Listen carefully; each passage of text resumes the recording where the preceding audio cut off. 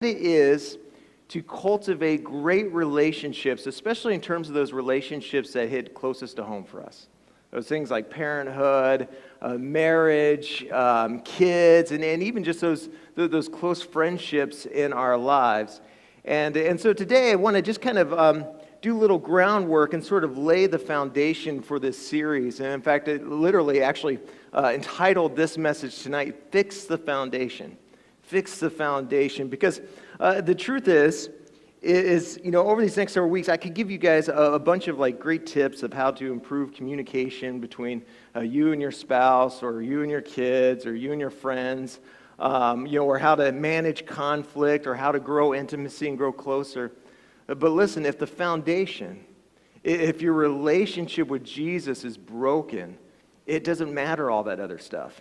In fact, truth is, the moment that it might, some of those great tips, some of those little classic kind of helpful hints and stuff, it might help create some change for a moment. But if the foundation is broken, man, none of that stuff's going to last. None of that stuff's going to make a lasting difference. And so today, what we're going to do to kind of unpack this and again to lay the groundwork for this series is we're going to look at the story of a guy by the name of Jacob.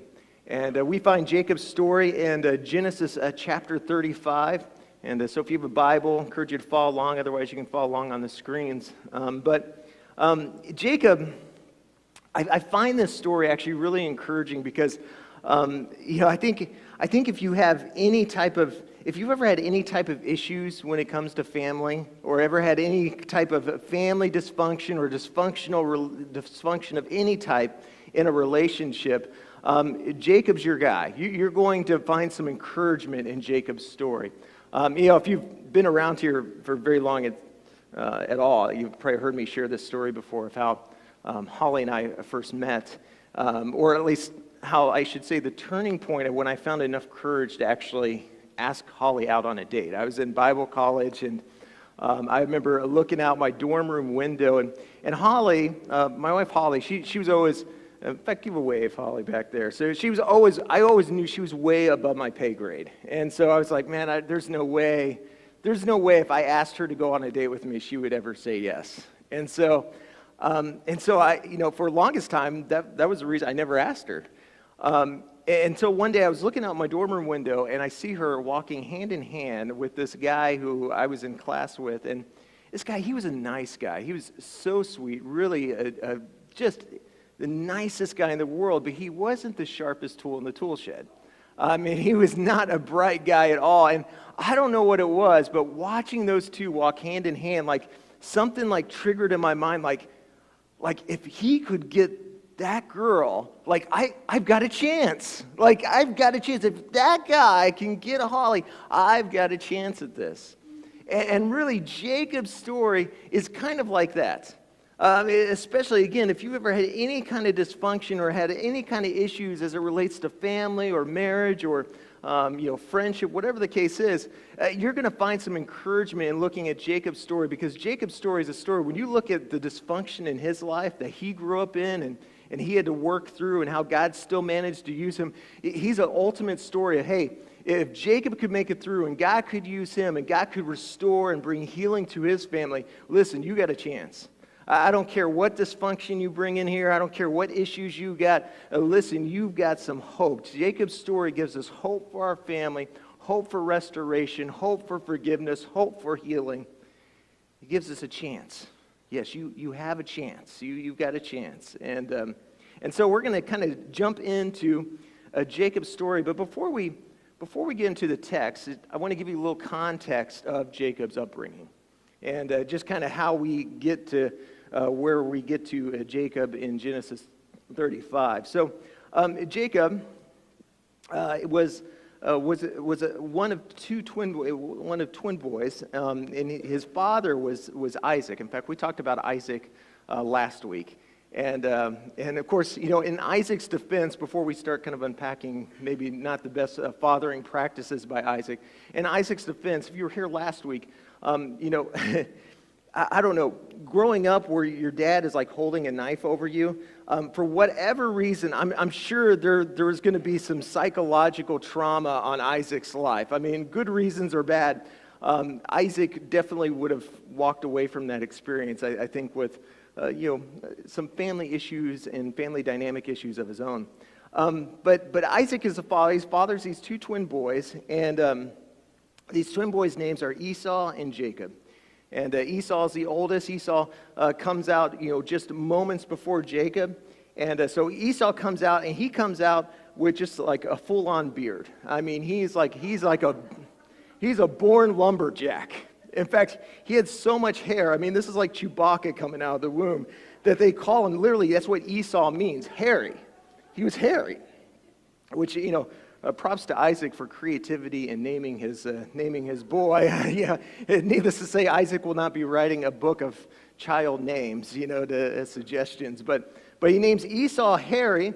But as Esau's coming out, he notices this hand that's gripping the heel of Esau, and literally pretty much just right on his heel. So as they're pulling, Esau out of the womb, there's Jacob right there grabbing the heel, and comes out, and you can just imagine just the gears turning in Isaac's head, like, what am I going to name this boy? And so he names him Isaac, which means heel grabber. Again, super creative, right? Oh, Jacob. Yes, sorry. No, thank you. Yeah.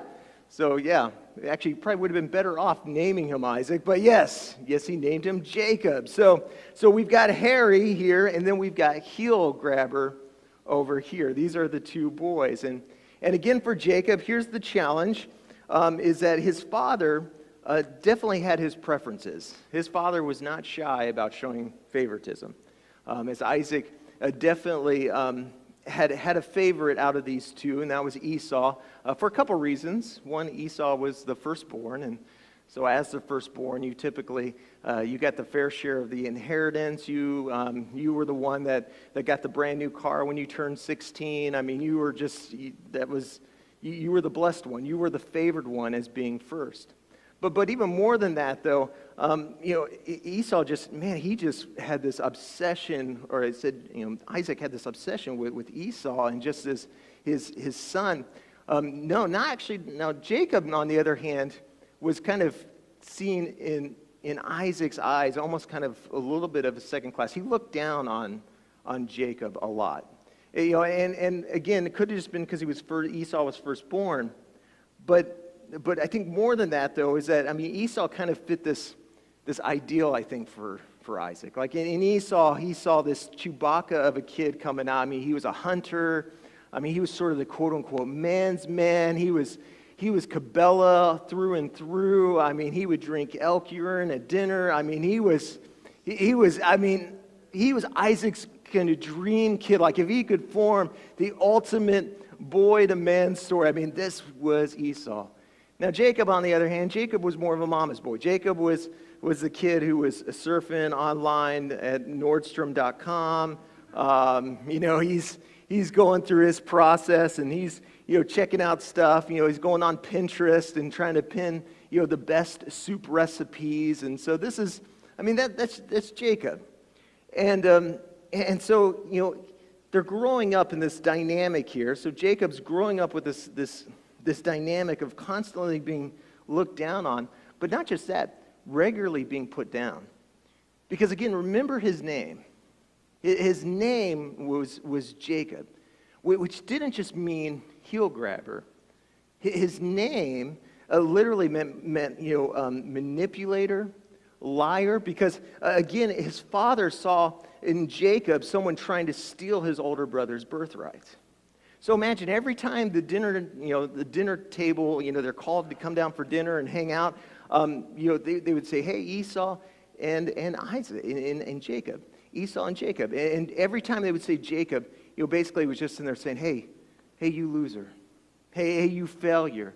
Hey, you second class of a son. You come here. You come hang out there every single day. Think about that. He was being reminded of how he wasn't as good as Esau.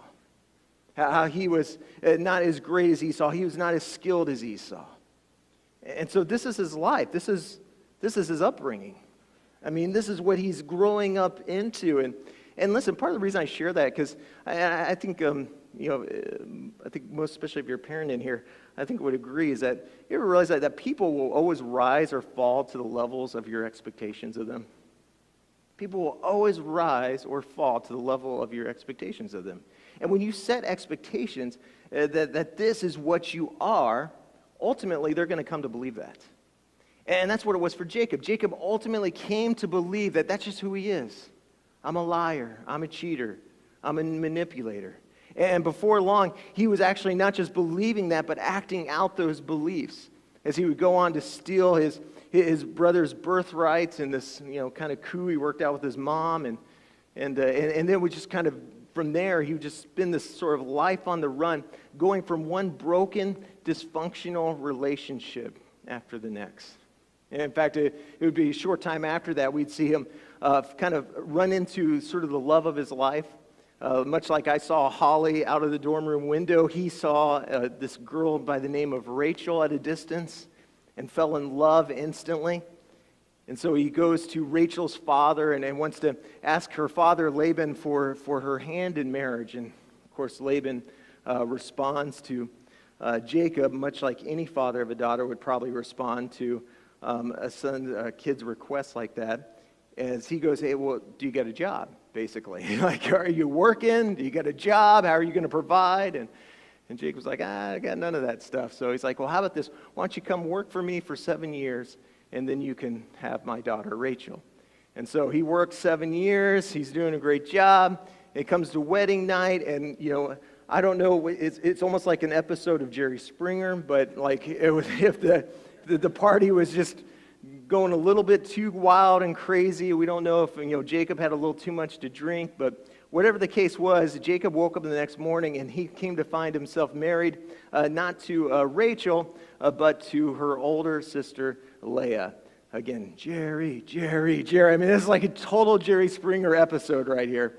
And in fact, actually, in a couple of weeks, we're actually going to revisit this part of the story. There's a lot of depth here. There's a lot of kind of wild, crazy, but some really cool truth found within that story. But anyway, he would go on to work another 7 years, and eventually he would get Rachel. So here he's got Rachel and he's got Leah, and the same favoritism. It's interesting. The same favoritism that was kind of tortured him so much of his life. He would go on to kind of show in reference to Rachel as opposed to Leah. And so as a result, it's just kind of one story over the next kind of span of 10 chapters. You literally just read of Jacob going from one dysfunctional, broken, wounded relationship after the next. And here's why I share all that to you. It's because here's the thing about what these broken relationships and kind of his story begins to really show us is that when you get down to it, is what is not healed is always handed down. If what is not healed in our lives, healed in our relationships, if we don't find healing for that stuff, it's always handed down. It's always passed down. What isn't healed is handed down. Listen, even the stuff you hate. How many times have you said in your life, man, I hate what maybe my father said about me, or I hate what my uncle, or I hate what this person did to me, or it's said about me. And yet, isn't it amazing how often we'll go on to do the exact same things with our kids? We'll say the same things. We'll treat them the same way. Because here's the thing. You don't break the cycle because you hate it. You break the cycle of handing it down because God heals it. Did you get that? When you look at, if you're in a situation where you find just dysfunction after dysfunction, issue after issue in your family or in your marriage or in your relationship, listen, you don't break the cycle because you hate it. You break the cycle of handing it down because God heals it. God heals it, which is what starts to bring us to this place of what it is to fix the foundation. See, this is where the turning point in Jacob's story really starts to happen. The turning point in his life, the turning point in his family, the turning point in his marriage and relationships. And we see it in Genesis chapter 35, verse 1. It says, "Then God said to Jacob, go up to Bethel." Now Bethel literally means house of God. This is where the presence of God, this This was not a foreign place to Jacob. This was actually the place that years earlier God had first showed up and met Jacob in a powerful way. And he says, go to Bethel, and there's a couple of phrases here that I love. It says, and settle there and build an altar there to God, who appeared to you when you were fleeing from your brother Esau. So again, those key phrases there, settle there and build an altar there to God. See, this story, this wasn't just about Jacob running from someone, not just running from past relationship issues, issues with his dad, issues with his family. This was more than that. Jacob was also running after something.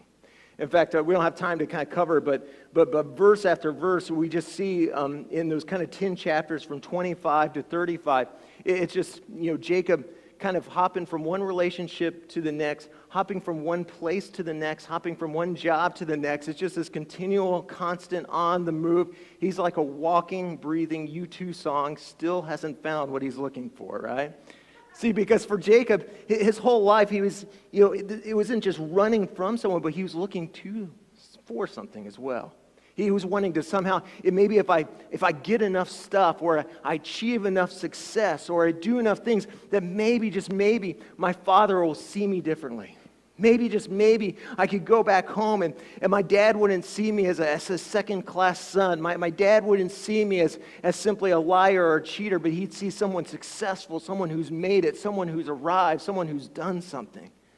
And so Jacob, he lives his whole life not just running from someone, but running for something, constantly trying to chase a fulfillment and a satisfaction in stuff and things and achievement and success. And in fact, that's why I love that term where it says, where God invites him to Bethel and says, settle there. Because all of Jacob's life had been living in tents. And tents back then, you got to understand, that was like the equivalent of like our modern RV. Now we don't know how big his tent was, if it was a 15-footer, 20-footer, if it had a pull-out. We don't know that. But we do know this was a guy who was constantly on the move. And every place he went, every new relationship, every new achievement still was leaving this emptiness and this void in his life. Interesting thing about tents is that tents were back then, they were always made of skin, and that was symbolic of actually humanity. In Hebrew culture, symbolic of humanity. It represents our flesh, our humanity, our human condition. And so here's God calling him. Sit there and say, hey, listen, Jacob, you want to experience some change in your family? You want to start to experience some change in your life? You want to start to find some real fulfillment, some real satisfaction? It's time to sell the tents. It's time to retire the tents. It's time to settle here in my presence. It's time to settle here in a relationship with me. And then he calls him to do something else. He calls him to go on to rebuild the altar. Now, what's the altar? The altar is the place of a restored relationship with God. The altar was the place, Old Testament knew that was the place where a relationship was restored. A relationship with God was made right again. And so in calling him to this, he said, listen, Jacob, you got to understand the fulfillment, the healing, the restoration you're desiring. It doesn't come from buying tents. It comes from building altars. And this is a key, especially if, like Jacob, you'd sit there and look at your situation with a family or a marriage or any kind of relationship, and you see issues and you see dysfunction. Listen, you got to understand, if you want to break that cycle, if you want to see something different, the dysfunction in your family can only end at the altar. It can only end when you actually take the time to fix the foundation. You step into a restored, a renewed, a right relationship with God.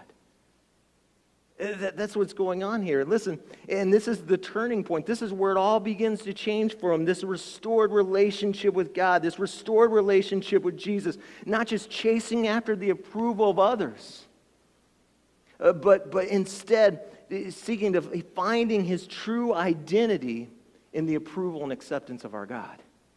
See, this is where things start to begin to change for him and his life and his family. And we see this in verse 9. It says, after Jacob returned from Padan Aram, God appeared to him again and blessed him. And God said to him, your name is Jacob, but you will no longer be Jacob. Your name will be Israel. So he named him Israel. See, only in the acceptance and the approval of our God is it that he found his true identity. And an identity not defined by others, not defined by his dad, not defined by his past, not defined by his failures, not defined by his mistakes, but defined by our God and his grace and his love and his mercy for you and for me. And it's there he started to find healing. It's there he started to find restoration. It's there he started to see his family and see his life totally different. And here's why this matters. And you start to move to kind of practical terms here, is because so often when we look at the issues and the dysfunction when it comes to our families or it comes to our relationships, it's so easy to just sit there and say, God, you really need to work on my husband. Preacher, you need to get on my husband and tell them how he needs to cherish me more, he needs to honor me more. Or sit there and think, my spouse really needs Jesus. They really need Jesus. Or my kids, they're crazy. Preacher, can't you talk about, how you need to submit and honor your mother and father more? God, you really need to do a work on my family. But here's what this story reminds us is that, listen, when God works, or I should say this, put it this way, the work God wants to do in your family, you got to understand it always begins in you. The work God wants to do in your family, it always begins in you. It started in Jacob. It started with him fixing the foundation, restoring this relationship with Jesus, encountering God's grace, encountering God's acceptance, encountering God's love for him. Listen, the work God wants to do in your family, it always begins in you. Jacob, your family's a mess. I want to rebuild this, but it starts with the right foundation. And that right foundation is inside of you, that relationship with me, you trusting that you are who I say you are. That you're accepted, that you're affirmed, that you don't have to prove anything to anybody. And getting the right tent and the bigger house, that's never really going to fulfill or change much of anything until you allow me to do something inside of you.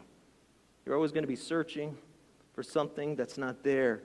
It starts inside of you. And listen, I want to challenge some of you tonight is that, listen, if your marriage isn't where you want it to be, if your kids are maybe acting the way you desire them to act, if your family isn't where you want it to be, listen, it's time to start by allowing God to fix the foundation in your life, in your heart. You got to build the altar. You got to surrender your life. You got to allow God to do a work inside of you first. And then out of that, it's amazing how God, much like Jacob's story, begins to transform everything around his life. Begins to transform his family, begins to transform his relationships.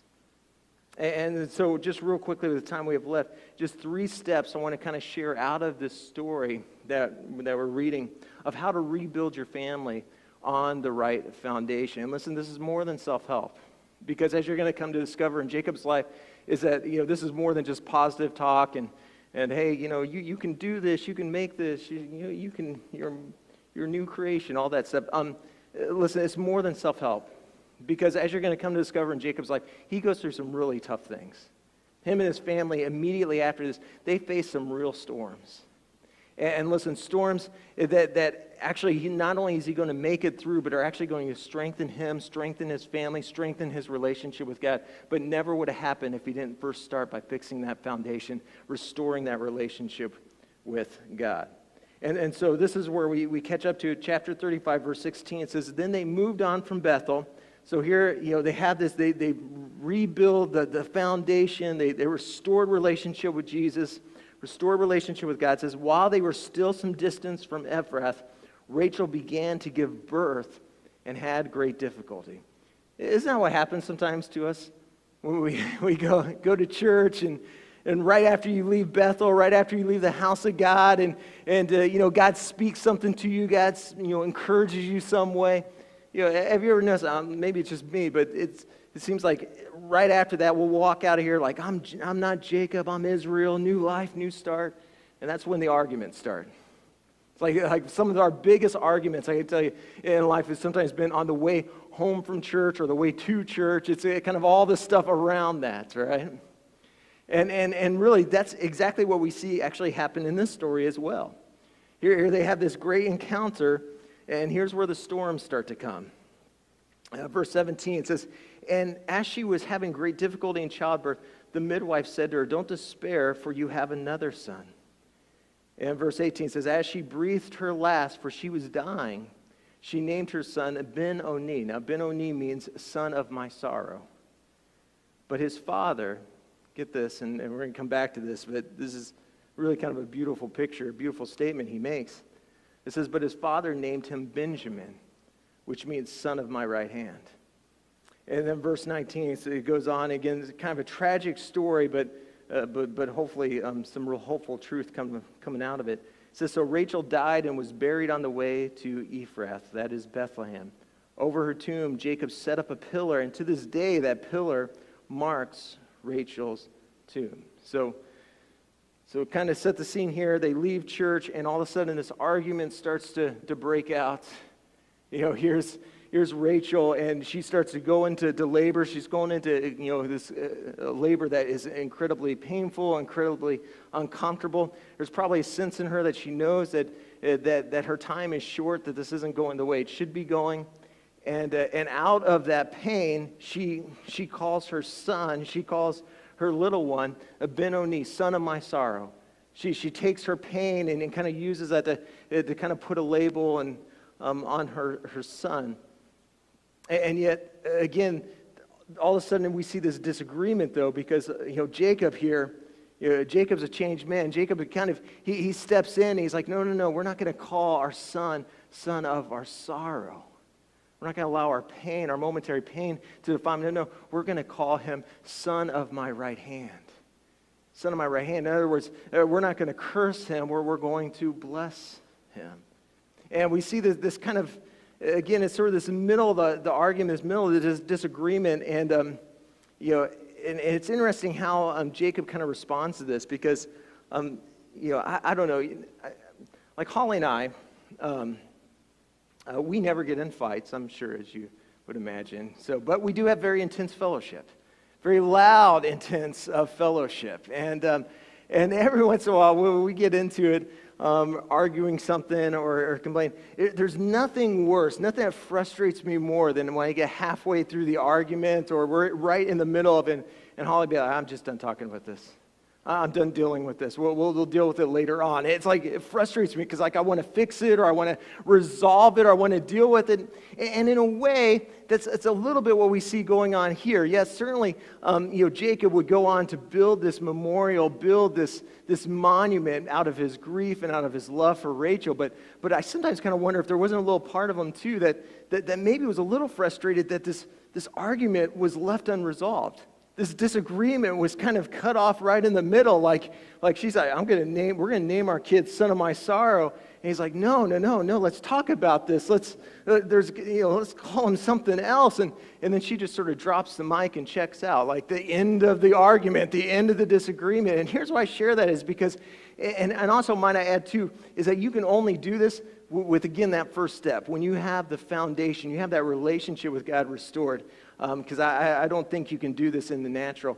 But you got to be able to honor someone who disagrees with you.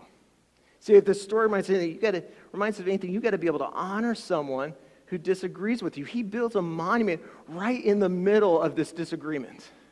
Right in the middle of this disagreement. He could have gone all passive aggressive, hopped on Facebook and like, "Hey, don't you hate it?" Not like naming any names, but when so-and-so, like a spouse just in the middle just checks out right in the middle of trying to name your kid. I mean, he could have gone passive aggressive like that, but he doesn't. Again, he builds this memorial. He builds this altar to honor her, to respect her, to value her, to show how much he loved her and cared for her. And listen, I share that with you because I think honor is one of those values that, especially in today's time and today's culture, is such a lost value. I was blessed. I grew up with parents that really placed a high emphasis on the value of honor. I remember my dad, especially, really instilled in me, having great honor when it comes to our servicemen and women serving overseas. I remember every time there was a Memorial Day parade or a Veterans Day parade, we were there. And my dad who always really emphasize the importance of showing honor in that regard. When it came to my mom, my dad always showed incredible honor to my mom, not just encouraging us to honor our mom, but in how he has always treated my mom and how he always, has always showed honor to her, even when they've disagreed. Of course, my parents, you guys never disagree, right? You never. But you got to be able to honor, and it's this value of honoring, especially when someone disagrees with you. And again, I feel like it's a lost art, it's a lost value, especially when we live in a culture that I think just is so on the other end of the spectrum. Like, we live in a world that's just all about dishonor, right? It's like we especially if there's a disagreement, we feel like sarcasm is a spiritual gift. It's just a spirit of meanness in our culture, right? And I just feel like it's just sort of this unprecedented levels. And yet I love this story because it's just this reminder of, like, especially when you have a disagreement or you don't see eye to eye, can you show honor to that person? And honor, when we say that, it just means ascribing value. Ascribing a little bit of weight, a little bit of importance. You're seeing their value beyond just the argument, beyond just the difference. And here's why I say you got to fix the foundation first before you can really, I think, live this out in your life. Because honor, get this, honor says more about me than it does about them. When you show honor, especially with someone you disagree with, it always shows more about you than it does about them. See, listen, honor isn't a reflection of the person who receives honor. It's a reflection of the attitude and the heart of the person who gives it. In fact, think about it this way. Jesus, when he was showing honor, showing value to us by paying the ultimate price, for you and for me, when he came to show honor to us, it wasn't an indication that you and I somehow deserved it or somehow earned it. It's not like he showed up here and walked on the earth for 33 years and it's like, hey, they're not that bad. I'm hanging out with them. Peter makes a mean salmon. It wasn't like that. It wasn't like he came away just super impressed by us. No, he paid the ultimate price. And it wasn't an indication that somehow we deserved it, but rather it was an indication of just how much God loves you and me. It was a reflection of his heart, of his character, of his goodness, not yours. So listen, will you have, especially in those disagreements, will you have the courage and the strength to honor someone even when they disagree with you? But there's something else that happens here in this story. Verse 18 said, going back to it, says she breathed her last for she was dying, and she named her son Ben-Oni, but his father again named him Benjamin. Again, that name, son of my right hand.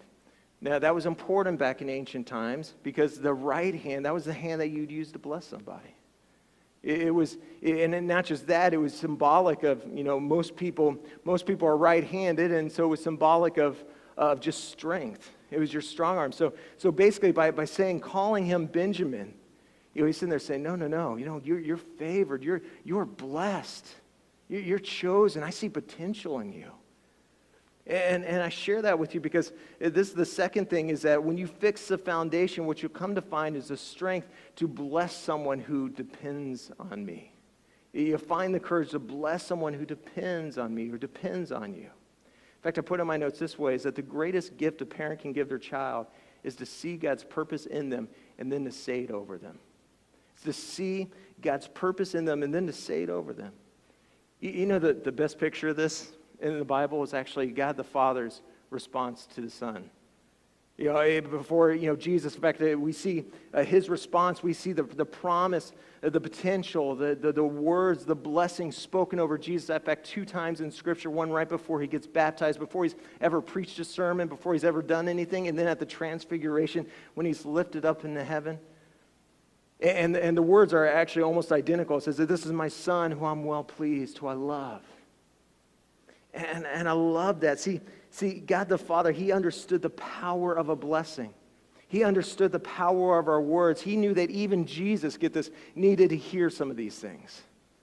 He needed to hear that promise spoken over him. In fact, John chapter 1, verse 1 kind of speaks this in the power, the creative and redemptive power of our words. In the beginning was the Word, and the Word was with God, and the Word was God. John 1:14 says, the Word became flesh and made his dwelling among us. We've seen his glory, the glory of the one and only Son who came from the Father, full of grace and truth. See, get this, the Son that we see is the same as the Word that was spoken. See, what I see now was already spoken then. I'm seeing now what God said then. And can I just tell you that's a reality in your family too?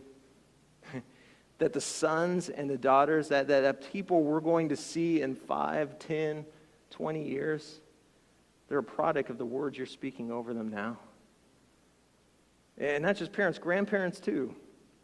They're a product of the words you're speaking over. When it comes to your family, your words always become flesh. They always become flesh. The words we say over our families always become flesh. You know, think about this. Have you ever looked at the people living in your house and had that kind of momentary thought of like, where did they come from? Like you ever like every once in a while, like Austin will be like decked out, acting like an alien or cheering for the Giants, and like, where did you come from? Like, what's going on here? Listen, they come from our words. They come from our words. Listen, your words and your willingness to bless or to curse with your words, man, it's what shapes our kids. It's what shapes the next generation. It's what shapes the relationships in your life. Because listen, transformation always begins with declaration. Transformation always begins with declaration. And notice, it's declaration, not denigration. How many know you can't complain someone into changing? You can't nag someone into changing. You can't tell them all the ways they've missed the mark and all the ways they've screwed up with this or screwed up with that and expect them to change. In fact, sociological study after sociological study, they'll say the same thing, that listen, the best way to create change is that when someone's doing something right, when someone's taking a step in the right direction, it's by affirming that. It's speaking blessing. Speaking the promise, speaking the potential that you see in them, and voicing that potential and speaking it into their lives. But in saying that too, can I just add this as well? Is you got to know you're not the only voice that's speaking into the lives of your kids. Listen, you have to be prepared to cancel out other people's words over your family as well. To be prepared to cancel out other people's words over your family as well, because again, there's a lot of voices out there. Media, schools, friends, just society that try to paint a picture of what real beauty is or what real value is or what real success is, or trying to speak this message. And listen, it's so important, moms and dads and grandparents, that you're speaking words of promise. You're speaking words of blessing, even if that means canceling out some of the words, especially some of the cursings over your family. Guys, we got to be people that speak blessing, and that's exactly what Jacob did. It was almost like Jacob's like, man, I know what it feels like. I know what it feels like to have your, being a family where you just feel like a second-class citizen, to be labeled as a liar, to be labeled as a cheater, to be labeled as a failure. And yet I see more in you, boy. I see more in you. You're not a Benoni to me. You're a Benjamin. You're the son of my right hand. I see potential. I see a future. I see value. I see significance. I see someone who was created and formed in the very image of our God. I'm choosing to speak blessing because those words are our words that always ultimately become flesh. What are the words you're speaking to your kids, your grandkids, and to your spouse, in your relationships? They're powerful. But here's the last thing, and we'll wrap up with this, is that, again, and like I said, is that this is so much more than just self-help stuff. Again, he faced some real storms. Losing his wife and then going on to, in this next passage here, is he would go home and have to go back to the very father who spoke so negatively of him. And in fact, in some ways, you could say almost kind of going back to the very place that was sort of at the root of so much of his heartache, so much of the relationship destruction and issues in his life. And we see it here in verse 27. Jacob came home to his father Isaac in Mamre. And this is where Abraham and Isaac had stayed. Isaac lived 180 years. This is secret of the fountain of youth right there. But He goes on, he breathes his last, and then he died, and when it was gathered to his people, old and full of years, and his sons Esau and Jacob, they buried him. See, again, you got to have the foundation fixed. You got to have the relationship with Jesus fixed, because you can't give what you haven't first experienced and received, especially when it comes to this area of forgiveness. See, it's only when you fix the foundation can you find yourself the place with the strength and ability to forgive someone who disappointed you.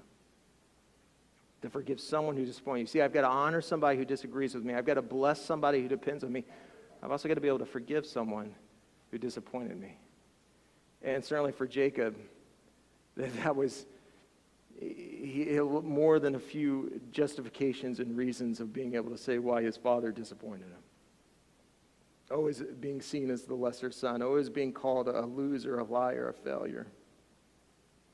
I went to a conference years ago, and there was a pastor by the name of Chris Hodges I was speaking, and he shares a story that just always kind of stuck with me. He had a ministry in the prisons down there around Alabama, around Birmingham, and he shares a story of how it came around Mother's Day, and so he kind of came up with the idea, like, what I think we're going to do is we're going to get a whole bunch of Mother's Day cards and give it to the prisoners, allow them to fill these cards out, and send them. We'll cover all the postage costs, and they can send it back home to their moms. And so they take a caseload. They get a whole bunch of these Mother's Day cards donated, take a case full to the prison, pass it out to all the prisoners there, and he said, he goes, man, I'll just never forget the image of just seeing, these grown men, these big guys, tattoos, mean-looking guys, all over there, huge. Some guys had been in there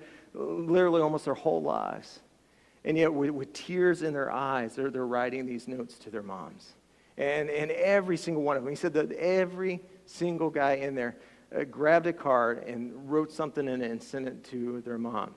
And so they're like, man, this is great. He's like, this was a success. And so then it rolls around to Father's Day. He's like, well, we said success with Mother's Day. Why don't we try it for Father's Day? So he grabs another big bucket of these cards and walks it in there and, puts the same offer out there on the table. He's like, hey, any of you guys, you got a dad that you want to write this Father's Day card to, feel free to take a card. We'll cover the postage. We'll make sure they get it. And he said not a single guy in that room got up to take a card. And the reason why I share that story is because, every single man in that place, they had a father wound is what they had. Every single man in that place could trace back their mistakes and their pains and their struggles to somebody who disappointed them. But here's also why I share that picture, is because it's a picture of this reality when it comes to unforgiveness. Is that truth is, when you hold on and you harbor unforgiveness, you hold on and you harbor bitterness, it doesn't put them in prison, it leaves you in prison. It leaves you in prison. See, forgiveness doesn't mean that it was right. Forgiveness doesn't mean that it was okay. Forgiveness is not exonerating the guilt. Forgiveness is not just glossing over it, or it's not even reconciliation. Forgiveness is me declaring once and for all that I refuse to be defined by what you did to me or said about me or said to me. And listen, again, that's impossible until you have the courage to come to the altar. It's impossible until you have the courage to fix the foundation by stepping into a relationship with Jesus. The reality is you can't give honor until you get it. You can't give blessing until you receive it. You can't give forgiveness until you got it. I'm going to have the worship team come up, and as they do, I was thinking of, Peter. There's a story of Peter and John, actually, in Acts, and they come across this guy who, is broken and wounded and just stuck in place, and he's desperate for some help, and he asks them for a little bit of money, and of course, Peter and John, they look at him like, hey, money we don't have, but what we do have, we'll give you. And it's this great reminder that listen, you can't give something that you don't got. And for some of you, if you look at your family, maybe you look at your marriage, maybe you look at your relationship, I'm telling you, the tendency and the temptation is to always sit there and look, God fixed them or God changed them. But listen, if you have the courage to start with yourself, allow God to do a work in your life. It's amazing how he's going to start to bring about transformation, not just in your life, but in the life of your family, the life of those around you. You start to find the courage, the ability to show honor even when others disagree with you, to bless those who so desperately need to hear those words of affirmation from you, to be able to forgive those who maybe have disappointed you. So with every eye closed, I want to pray for you, and I want to pray